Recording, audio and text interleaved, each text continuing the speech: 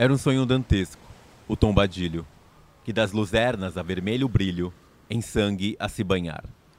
Tinir de ferros, estalar do açoite, legiões de homens negros como a noite, horrendos a dançar.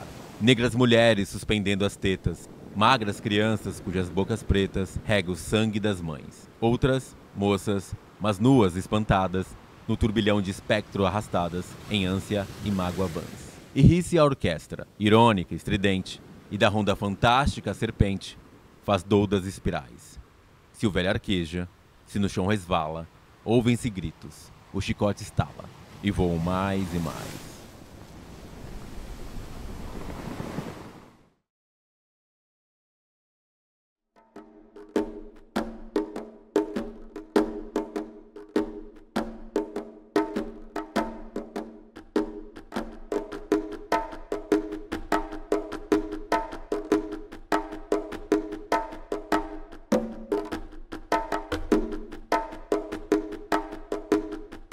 Imagina você ser retirado dos laços da sua família e ser jogado dentro de um navio negreiro.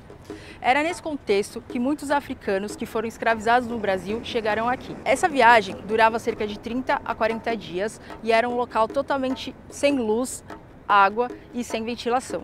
Eles eram jogados num local onde ele não tinha noção de quem estava ao seu lado. Principalmente, antes de entrar no navio, eles tinham que dar várias voltas numa árvore chamada baobá, e também conhecida como a árvore do esquecimento. Nessa árvore, eles tinham que deixar todo o seu passado ancestral e chegar no Brasil sem o seu próprio nome. Eles recebiam geralmente o nome do seu dono, o sobrenome de portugueses. Silva, Pereira, Silveira, todos esses nomes eram dados aos cativos. Dentro do navio negreiro, eles eram acorrentados nos pés e nos pescoços, e nele eles muitas vezes ficavam sem comida. Na angústia de sobrevivência, muitos pulavam no mar e morriam afogados. Quando chegavam na costa brasileira e no porto, eles tinham um mercado de escravos, onde eles eram leiloados para ver quem é que pagava mais. Geralmente eles passavam um óleo no corpo deles para chamar mais a atenção dos músculos. Então os africanos que eram mais fortes iam para as lavouras, começando de açúcar e depois de café, e as crianças e as mulheres iam para o âmbito doméstico, trabalhar como cozinheiras, ama de leite, e as crianças como pajem. Na cidade de Santos, pouco se fala sobre essa escravidão, já que ela foi uma escravidão mais urbana e de senhores de poucos escravos, menos de 10 escravos por senhores. Mesmo assim, existiu uma concentração vasta de escravos em Santos. Foi no Porto de Santos onde a sua fama se espalhou pelo mundo, falando que era o Porto da Morte ou Porto Maldito. Mais ou menos em meados de 1880, onde a grande doença chamada febre amarela se alastrou pela cidade, já que a gente não tinha uma rede de esgotos. Aqui na cidade de Santos, os escravos, a maior parte deles, eram anunciados em jornais para serem amas de leite ou trabalhar aqui no Porto de Santos como carregador de café.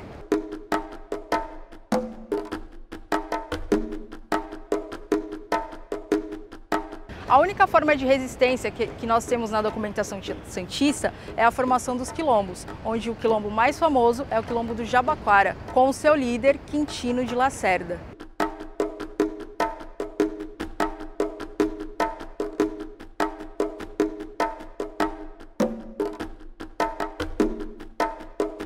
Santos, ela, por ser até um reduto abolicionista também, se oportunizou 3 quilombos, principais quilombos que foram já identificados, que é o quilombo do Jabaquara, o mais conhecido, o quilombo que é ali perto da Santa Casa, após o túnel, e o do Pai Felipe, que é no início, que ficava no início da Ana Costa, da Avenida Ana Costa, e o do Santos Garrafão, que era um que ficava um pouco mais para o lado da ponta da praia. O quilombo do Jabaquara, mais conhecido, ele teve um grande desenvolvimento, porque quem foi colocado para organizá-lo e também tratar das questões de incorporar essa população escravizada, fugida, na cidade, foi Quintino de Lacerda. Por se tratar de um quilombo urbano, eles tinham uma relação muito estreita com a cidade. O que separava a cidade do quilombo é um morro. Então, os escravizados que chegavam aqui em Santos, eles se instalavam no quilombo do Jabaquara e eram absorvidos, principalmente já no final do século XIX, era absorvido pela mão de obra portuária. Então, para uma população que durante 300 anos, 400 anos viveu excluída de escolaridade, né? Naquela época também, até brancos, não negros também viviam à margem, né, da escolaridade, mas a população negra sem condições de alçar melhores condições de trabalho, ela foi incorporada pela mão de obra portuária. Então eu costumo falar que o Porto de Santos não seria Porto de Santos se não tivesse inicialmente essa mão de obra escravizada e fugida, e logo depois, lógico, os braços dos imigrantes. Quintino de Lacerda, que organizava e fazia essa intermediação de trabalho, ele foi condecorado major. Então ele é conhecido como Major Quintino de Lacerda, por conta de uma rebelião que aconteceu e ele se colocou à disposição para combater essa rebelião, e ele teve esse título honorífico de Major Quintino de Lacerda. Ele foi o primeiro vereador negro. Em 1895 ele se tornou o primeiro vereador negro. Mas contrariando até aquele mito da cidade ser toda ela abolicionista, uma elite política da cidade foi contrária à eleição dele como vereador, tanto que ele obteve esse título de vereador somente na justiça. Então, e ele durante anos trabalhou em prol, lógico, da comunidade e dessa população escravizada e que depois se tornou liberta a partir de 88. Nós temos, só para rapidamente falar, do quilombo do Santos Garrafão, que era um português que tinha um grande pedaço de terra, e lá ele também abrigava os escravizados fugidos das fazendas, principalmente de café, do interior de São Paulo. E o pai Felipe era um dissidente do quilombo do Jabaquara, e que ali onde atualmente é a CET, e ali anualmente, todo ano, chamava-se o pai Felipe de Santo Batuqueiro, e se faz o dia do samba em homenagem ao pai Felipe. Ali tem uma grande celebração com o pessoal do samba da cidade em homenagem ao pai Felipe.